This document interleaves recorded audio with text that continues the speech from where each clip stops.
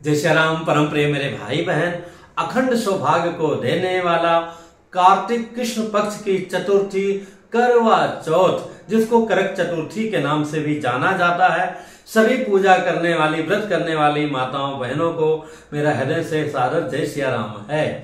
इस बार 13 अक्टूबर गुरुवार के दिन ये पावन व्रत हम सभी लोगों को प्राप्त हो रहा है।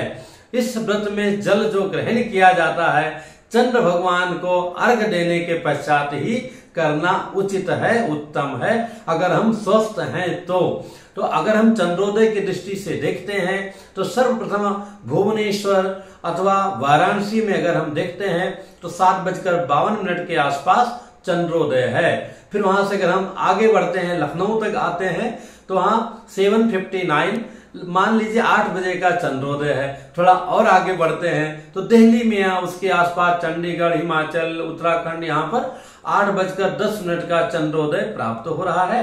इसके पश्चात हम मुंबई आते हैं तो यहाँ 8:48 8:48 का चंद्रोदय प्राप्त हो रहा है। फिर भी कहीं बादल घिरे रहेंगे, कहीं कम ज्यादा रहेंगे, उस दिन तपस्या का परीक्षा भी शायद करेंगे।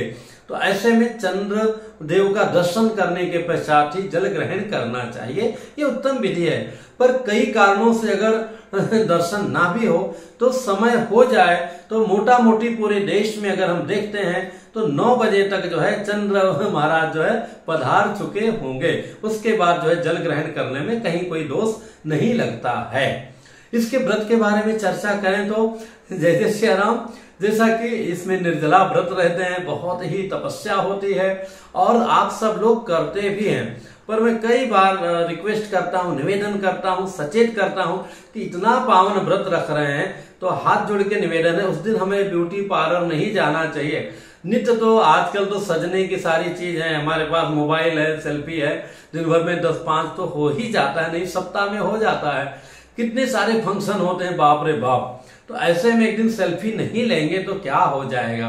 तो उस दिन हमें ब्यूटी पार्लर इत्यादि, क्योंकि वो लोग अपवित्र रहते हैं और हम वहां पवित्रता पूर्वक जाकर के सब हमारा जय जय श्री राम सारी तपस्या भंग निश्चित ही हो जाती है।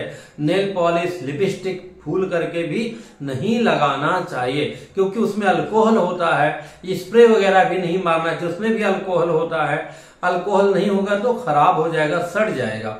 तो इसलिए इन चीजों से हमें बचना चाहिए। जितने भी कृत्रिम जो है प्रसाधन की चीजें हैं, जो पारंपरिक है, शुद्ध बिंदी है और भी जो ऐसी चीजें हैं, उनका हमें प्रयोग अवश्य करना चाहिए। अब हम आते हैं व्रत की विधि को लेकर। जैसे कि आसपास तालाब हो, नदी हो, हालांकि बहुत कठिन होता है जो दिव्य स्थानों पर है, अयोध्या, वृंदावन इत्यादि, उनके लिए तो ठीक है। बाकी लोगों के लिए आसपास कोई तीर्थ है तो वहां जाके स्नान करें, नहीं घर में ही स्नान करें और सामान्य पूजा अपने भगवान की करते हुए दिन भर जो है गणेश जी का अथवा शिव पार्वती का अथवा शिव जी के मंत्रों का जाप करते रहें। क्योंकि इस व्रत को जो है देखा जाए तो गौरी माता जी का विशेष व्रत है, पर इसके साथ में भगवान रजनीश, जिसको चंद्रमा कहा गया, चंद्रदेव का भी है, स्वामी कार्तिकेय का भी है और शिव पार्वती जी तो समाहित ही हैं उसके सेंटर भाग में। तो दिन भर व्रत रहते हुए संध्या वेला में पुनः स्नान करना चाहिए। और कुछ परंपरा में करवा रखने का, लोटा में बना करके, उसकी अलग अलग परंपराएं हैं। तो जो भी परंपराएं आपके यहाँ वो कीजिएगा सर्वप्रथम संध्या वेला में।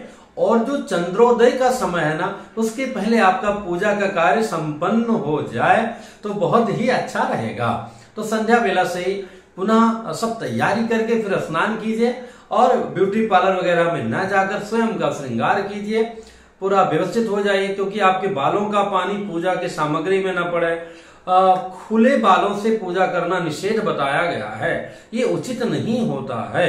तो इसलिए बाल वाल बना करके बढ़िया से पूरी तैयारी कर लेना चाहिए। तैयारी में क्या होता है, एक पाटला, पाट, पीढ़ा, टेबल, जो भी व्यवस्था हो, गांव में घर के आंगन में करते हैं अथवा जहां जैसी व्यवस्था हो वैसा करना चाहिए।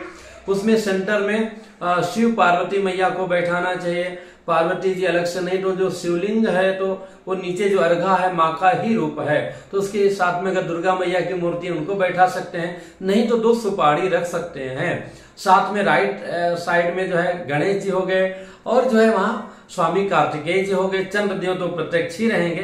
तो यहाँ पर एक कलश हो गया अथवा 2 कलश हो गया और गौरी गणेश हो गए अथवा गणेश जी हो गए, कार्तिकेय जी हो गए माता पार्वती जी हो गई, दुर्गा रूप में हैं, और उसके बाद शिव जी हो गए। तो इन चारों को घर के भगवान हैं तो उनको नमस्कार करना चाहिए। और उसके बाद में सबको यथासंभव थाली में बैठा करके जल से, फिर पंचामृत से, और उसके बाद पुनः जल से स्नान करा के, थोड़ा अगर अभिषेक कर सकते हैं तो मतलब ओम नमः शिवाय बोलते हुए दूध उनके ऊपर छिड़क करके पुनः जो है जय जय सिया राम, और उनको जल से स्नान करके बैठा देना चाहिए। इसके पहले हमें एक दिया जलाना चाहिए, और दिया जलाने के बाद में 3 बार हमें दाहिने कान का स्पर्श करना चाहिए, क्योंकि निर्जला व्रत है। तो केशवाय नमः, नारायणाय नमः, माधवाय नमः।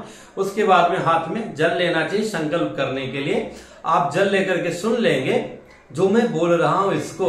ओम अद्य पूर्वोपचारित देवं ग्रहगुण गण विशेषण विशिष्टायाम शुभ पुण्यतिथौ अमुक गोत्रोत्पन्नोहम काश्यपस्य गोत्रोत्पन्नोहम अमुकी देव्योहम मनसा पतिदेव सहित सपरिवार सहितोहम अद्य भगवान महागणपति सहित मां पार्वती शिवदेव प्रभु विशेष रूपेण प्रसन्नार्थम स्वामी कार्तिकेय प्रीत्यर्थम तथा भगवान चंद्रदेव सहितम प्रसन्नार्थम तस्य कृपा प्रसादात् मम अखंड सौभाग्य प्राप्त्यर्थम पतिदेवस्य प्रीति अनुरक्ति पूर्ण रूपेण प्राप्त्यर्थम अखंड सुहाग कामनयः अद्य करक चतुर्थी व्रत कर्मणः संक्षिप्त विधना भगवान गणपति स्वामी कार्तिकेय सहितम शिव पार्वती देवस्य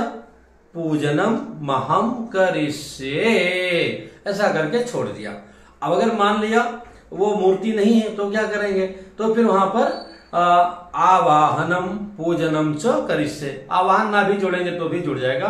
फिर चावल लिया, पहले सुपाड़ी पे छोड़ दिया गणपतये नमः गणपतिम आवाहयामि स्थापयामि, दूसरे सुपाड़ी पे छोड़ दिया ओम मां पार्वती नमः पार्वतीम आवाहयामि स्थापयामि, तीसरे पे छोड़ दिया स्वामी कार्तिकेय नमः कार्तिकम आवाहयामि स्थापयामि, और चौथे पर भगवान भोलेनाथाय नमः भोलेनाथम आवाहयामि स्थापयामि। तो ऐसा करके उनको टच कर लिए कि आवाहिता गौरी गणेश शिव सहिता देवता प्राणासु प्रतिष्ठिता वरदा भवन्तु। फिर उनको भी थाली में बैठा के जल से नहलाए, अथवा थाली में नहीं बैठा है तो वहीं ऊपर जल से शॉर्टकट में छींटा मार दिया, फिर उनको रक्षासूत्र पहना दिया, और अभिषेक किया है तो बैठाने के बाद में रक्षासूत्र पहना दिया। शिव जी को, गणेश जी को, कार्तिकेय जी को, कलश को जनेऊ चढ़ा दिया, उसके बाद टीका लगा दिया, कुमकुम लगा दिया, चावल चढ़ा दिया, फूलों से सजा दिया। गणेश जी को दूर्वा, माँ पार्वती जी को और शिव जी को बेलपत्र अर्पण कर दे दिया। कलशों पर जो है तुलसी दल अर्पण कर दिया, धूप दिखाया, दीप दिखाया, भोग लगाया, और उसके बाद में दक्षिणा चढ़ाया, फल अर्पण किया और आरती किया। आरती करके प्रणाम किया, फिर उनकी कथा सुनना चाहिए। कथा सुनने के पश्चात में प्रणाम करके फिर हम चंद्रदेव के पास गए और उनको अर्घ प्रदान किया। तो चंद्रदेव जी को अर्घ ओम चंद्रमसे नमः ध्यायामि ऐसा करके प्रणाम कर लिया। उसके बाद लोटा में जल, तुलसी का पत्ता, चंदन डाल करके ओम चंद्रमसे नमः ओम चंद्रमसे नमः ओम चंद्रमसे नमः इदं अर्घं दत्तं नमः ऐसा 3 बार चढ़ा करके उनको प्रणाम करके उनकी भी आरती वगैरह कर लें तो बहुत ही उत्तम है। प्रणाम करके और फिर हाथ में जल लेकर आने न संक्षिप्त पूजने न चंद्र नारायण प्रियतान नमः ऐसा छोड़ दिया।